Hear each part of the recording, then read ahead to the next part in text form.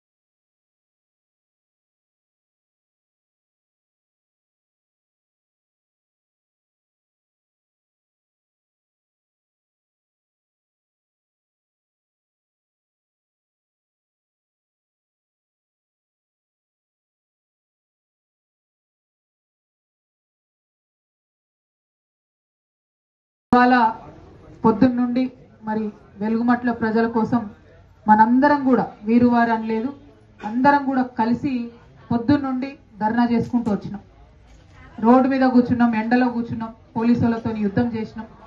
అన్ని చేసిన తర్వాత కూడా ఎక్కడా కూడా ప్రభుత్వం నుంచి కొంచెం కూడా స్పందన లేకపోవడం బాధాకరం. లొల్లివేటకు తాళాలు వీళ్ళని ఆగండి, ఒక్క నిమిషం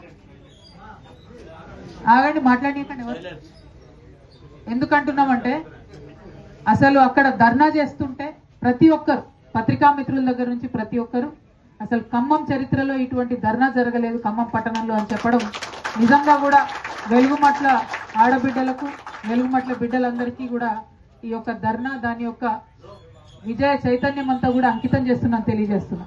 ఎందుకంటే ఇవాళ మీ వెలుగుమట్ల కోసం చేసే పోరాటం రేపు తెలంగాణ వ్యాప్తంగా వెలుగుల్ని నింపుతుందని కూడా నేను మనస్ఫూర్తిగా భావిస్తా ఉన్నా.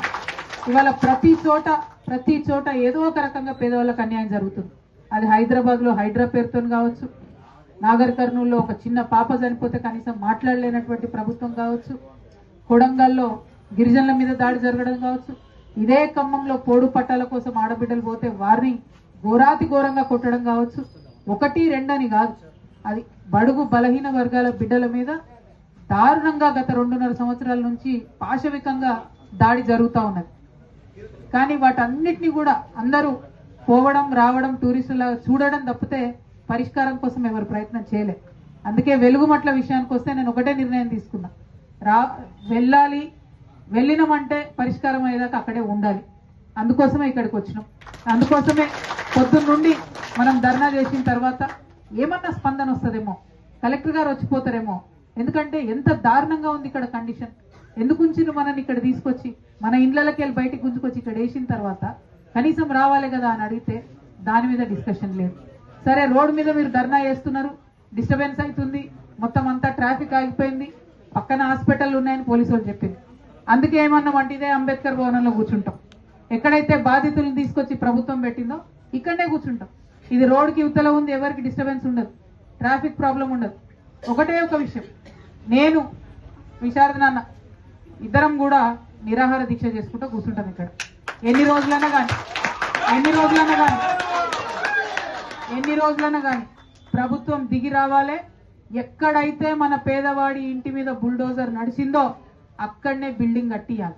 అదొకటే, వేరే ఏమీ లేదు, ఇంకొక ఆలోచన లేదు, ఇంకొక డిమాండ్ లేదు. దీనికోసమే ఇక్కడ ఇవాళ మనం పట్టుబట్టి కూర్చున్నాం. ఎందుకంటే పట్టుబట్టి పిడికిలు బిగించి ముందుకు నడవకపోతే సమస్యలు పరిష్కారం అయ్యే పరిస్థితి లేదు.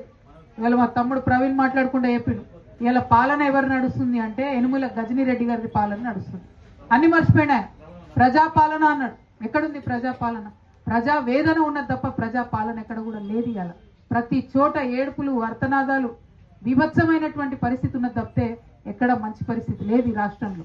కాబట్టి రాష్ట్రంలో అనేక సమస్యలకు ఒక రే ఆఫ్ హోప్ గా, ఒక ఆశా కిరణంగా ఈ వెలుగుమట్ల పోరాటం నిలవాలని చెప్పి అందుకనే ఇక్కడ నిరాహార దీక్ష తలపెట్టడం జరిగింది. మరి నిరాహార దీక్ష ఇందాక విశారదన్ గారు చెప్పినట్టు మరొక సంయుక్త పోరాట విధానం. ఇది రాబోయే రోజుల్లో తెలంగాణలో పెద్ద ఎత్తున పోవాలి. ప్రజల కోసం పనిచేసి అందరం కూడా కలిసి పనిచేయాలి. ప్రజల హక్కులు కాలరాయబడుతున్నప్పుడు ఎవరికి వాళ్ళం విడిపోయి అందరం వదిలేసి గాలికి ప్రజల్ని చూస్తూ ఊరుకోవడం కరెక్ట్ కాదు. భేషజాలు పక్కకు పెట్టుకోవాలి, జెండాలు పక్కకు పెట్టుకోవాలి, ఎజెండాలు పక్కకు పెట్టుకోవాలి, అందరం కలిసి పనిచేయాలి. అట్లా కలిసి పనిచేసే క్రమంలోనే ఇవాళ జాగృతి కావచ్చు, ధర్మ సమాజ్ పార్టీ కావచ్చు, ఎస్సీ ఎస్టీ బీసీ జేఏసీ కావచ్చు, అందరం కలిపి ఇవాళ ఈ ఉద్యమం చేస్తా ఉన్నాం.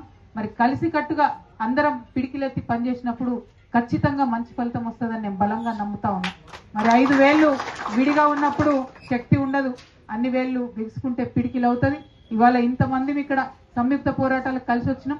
రేపటి నాడు కూడా ఇక్కడనే నిరాహార దీక్ష కూర్చుంటాం కాబట్టి అన్ని పార్టీల వాళ్ళని పిలుస్తాం, ప్రగతిశీలంగా ఆలోచించి అన్ని పార్టీల వాళ్ళని పిలుస్తాం. వాళ్ళు వచ్చి ఇక్కడికి మనకు మద్దతుగా నిలబడాలి, వాళ్ళు వచ్చి ప్రభుత్వం మీద ఒత్తిడి తీసుకురావాలి, నిర్ణయం తీసుకోవాలి. ఇవాళ ఇక్కడ ఖమ్మం నుండి మంత్రి గారు వెళ్ళి ముఖ్యమంత్రి గారిని కలిసిండ్రు. మనం ధర్నా చేస్తున్నాం, ఆ ధాటికి భయపడి పోయి ముఖ్యమంత్రి గారిని కలిసి ఏం డిమాండ్ చేశారు మంత్రి గారు? వేరే దగ్గర డబుల్ బెడ్రూమ్లు ఇస్తామంటే దానికి ముఖ్యమంత్రి గారు పర్మిషన్ ఇచ్చినట్టుగా ఇలా వార్తలలో చూసినా నేను. మన ధర్నా అయిపోయిన తర్వాత మనం అడిగేది ఏంది? వేరే ఎక్కడనో డబుల్ బెడ్రూమ్లు ఇచ్చుడు కాదు. ఎందుకు అది అంటున్నాం అంటే రఘునాథపాలెంలో డబుల్ బెడ్రూమ్లు ఇస్తామంటాం. అది ఆల్రెడీ రోడ్లో పోతుంది ఆ డబుల్ బెడ్రూమ్ బిల్డింగ్, అది తెలుసు మంత్రులకు. అయినా కూడా మళ్ళీ ఒకసారి మోసం చేస్తున్నారు. కాబట్టే బాగా ఆలోచన చేసినాం. ఆడ పొద్దంతా లొల్లి పెట్టినా ఫలితం లేదు. ఏదైతే మనం అడుగుతున్నామో అది ఇవ్వకుండా మిమ్మల్ని అక్కడికి వెళ్ళి ఖాళీ చేపించి డబుల్ బెడ్రూమ్ ఇండ్లు బయట ఇచ్చి ఆ 30 ఎకరాల భూమిని కొట్టేసేటటువంటి కుట్ర ఇలా కాంగ్రెస్ పార్టీ చేస్తుందని అర్థమైంది. కాబట్టే ఆ భూమి మనది మనం కాపాడుకోవాలి. ఎందుకంటే అది ఎవడబ్బా సొత్తు కాదు, ఎవరో పెద్దవాళ్ళు దానం చేసిపోయినారు, పేదల కోసం దానం చేసిపోయారు. కాబట్టి అది పేదలకే చెందాలనేటటువంటి ఒక సదుద్దేశంతోనే ఈ పోరాటం మొదలు పెట్టడం జరిగింది. మరి పొద్దున మనం అనుకున్నాం గట్టిగా ఉండాలి, బలంగా ఉండాలి, ఐక్యంగా ఉండాలి, కొట్లాడాలి, ఉటికిట్లు వచ్చి అట్లా పోడు కాదని. అందుకే ఇక్కడ మీ దగ్గరికే వచ్చి ఉన్నాం, ఇక్కడనే ఉన్నాం, మీతోనే ఉంటాం, ప్రభుత్వం దిగి వచ్చే వరకు కూడా ఇక్కడే ఉంటామని తెలియజేస్తూ మరి నిరాహార దీక్ష అనేటటువంటిది మన గాంధీ తాత చూపించిపోయిన తొవ్వ, అది ఇయాలది కాదు. ఆయన అట్లా చేసి బ్రిటిష్ వాళ్ళని నిలగొట్టిండు. ఇవాళ ఇక్కడ ఉన్నటువంటి పాలకుల కళ్ళు తెరిపేయాలంటే కూడా మళ్ళా మనకు అదే గాంధీ తాత దిక్కు, ఆయన చూపించే మార్గంలోనే ఇవాళ నిరాహార దీక్ష చేస్తా ఉన్నాం.